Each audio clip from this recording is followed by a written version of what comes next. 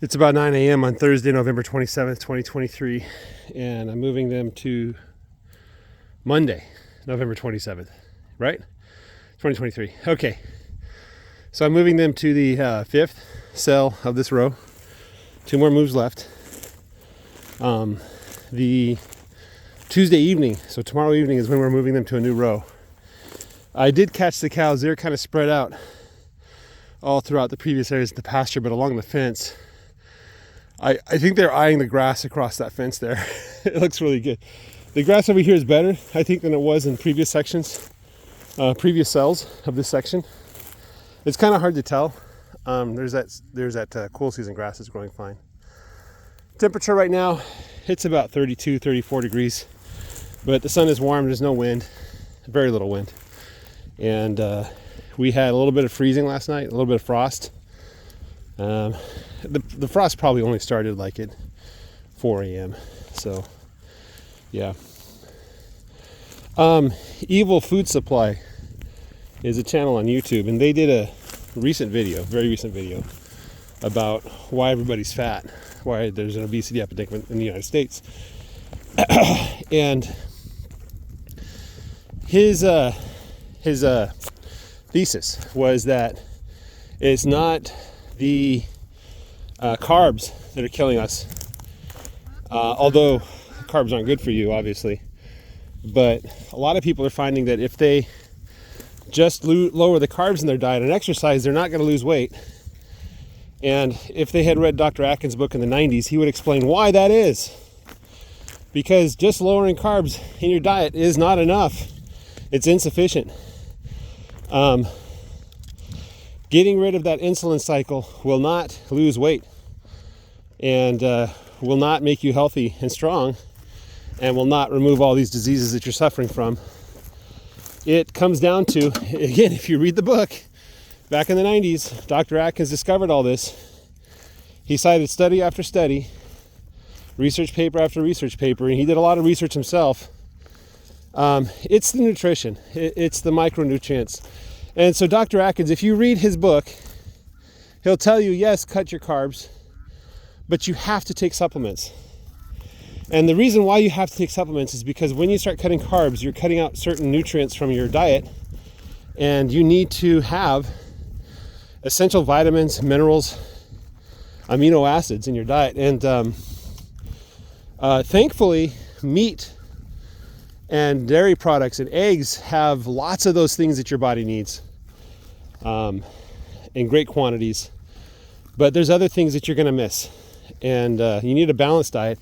And Dr. Atkins goes on to explain that once you've kind of broken the insulin cycle, you've gotten your eating under control, you're eating much healthier, you replace those carbs that you used to eat up to a certain point, but not with sugar, not with cake, not with candy, and soda pop.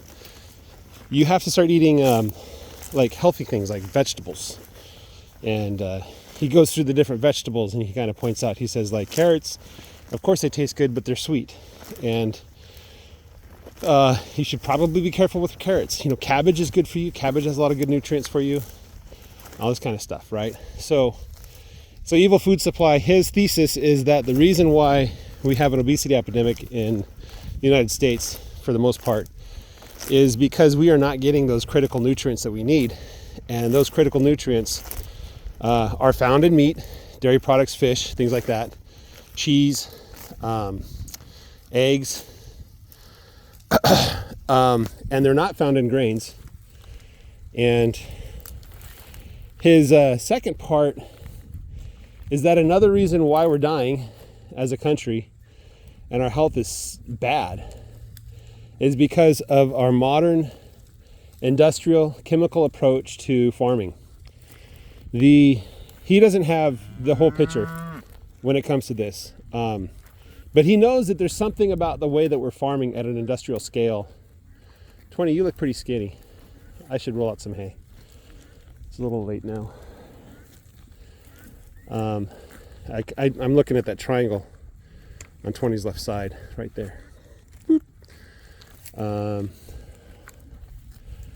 Yeah, they're probably struggling. I'm just looking at the condition of the cows. I see a lot of hollow triangles. Yeah, they're struggling. Okay, so I definitely have to roll out hay. Okay, so the modern approach to agriculture produces food that is so much lacking in basic nutrients and vitamins and minerals that we're killing ourselves even if we eat quote unquote healthy, right? So we eat vegetables, we eat the things we're supposed to eat, we try to eat a balanced diet, and we're still sick, okay? All right, so why is that? Well, they say that we've depleted the nutrients, the minerals from our soil.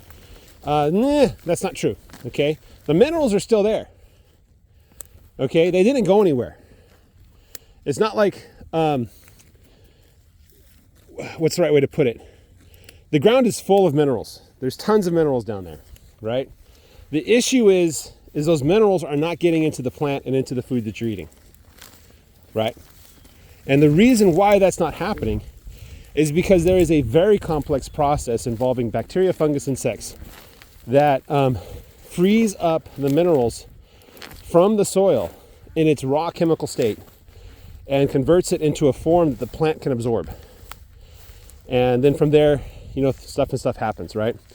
So what we're finding is that this new approach where we use rotational grazing, where we do not use fertilizers, where we don't till, no till, very light till, those methods that allow us to have sufficient productivity to make a profit, but not enough productivity to buy all the chemicals in the world to dump in our fields, those processes are restoring soil health, okay?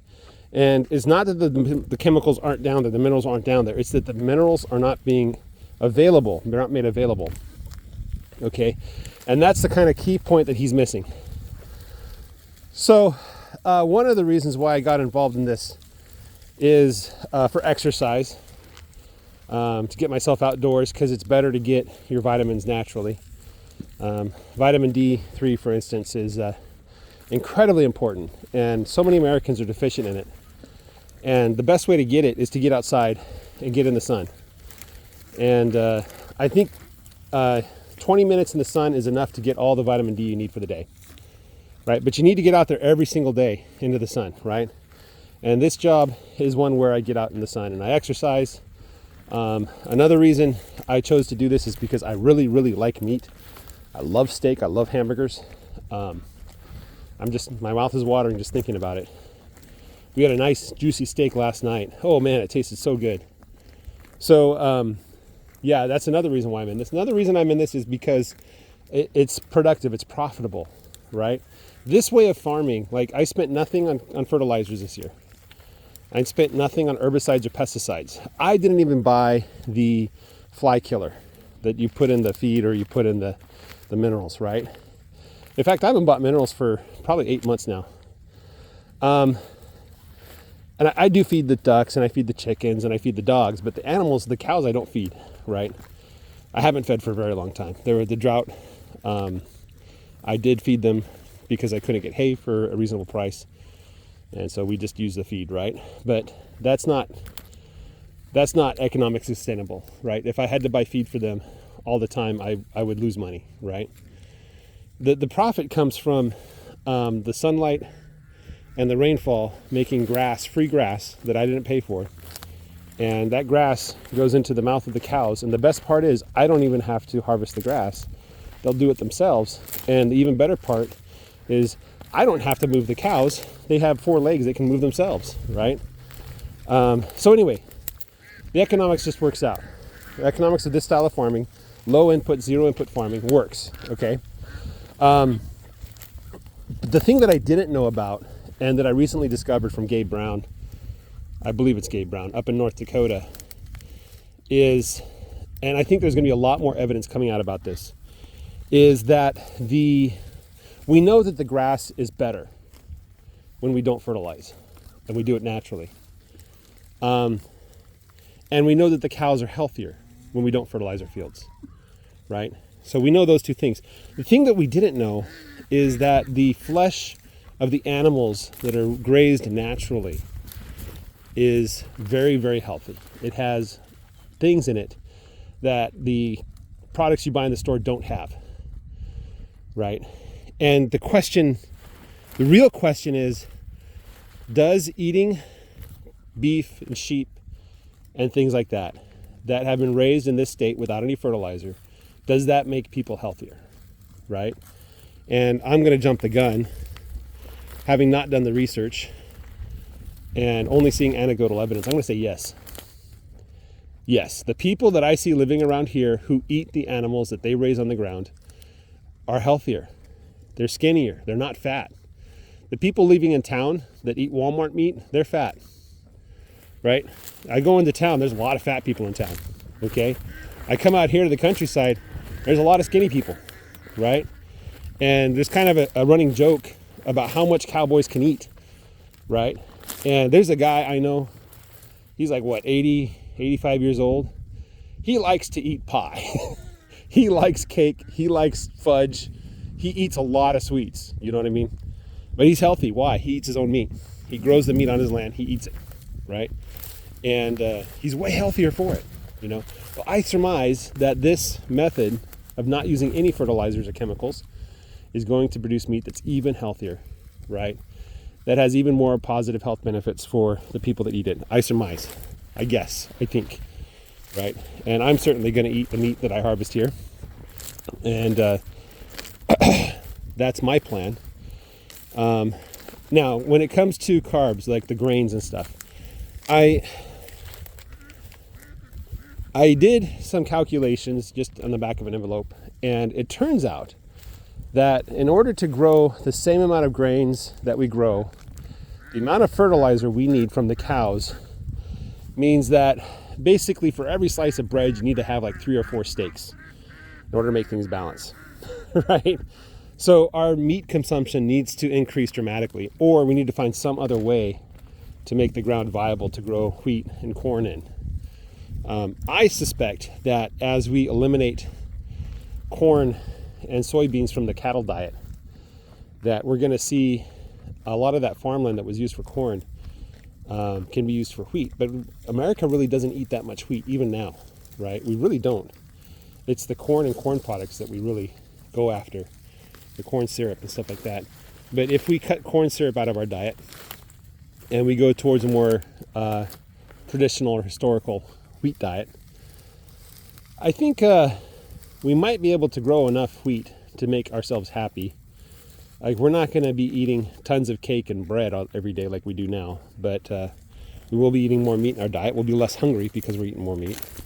But I surmise there's a balance where we can grow the amount of meat that we need and the amount of flour that we need. So anyway, that's my surmising. So that's the point. Go watch that video. He has a different style than I do, obviously. He's more sensational. I think he's trying to reach a different audience of people. I'll try to link that video below, but go watch that video and realize that the reason why you're sick, the reason why you're fat, the reason why you have no energy isn't just, you're eating too much carbs. It's because you're missing vital nutrients and ingredients that you need to be healthy. And those nutrients and those things, they don't come from a box or a bottle. You have to find them in the food you eat. And the food we eat has to change. We can no longer sustain ourselves on conventionally grown, industrial scale food. And so we're going to have to change how we get our food. We're going to have to change how we eat our food.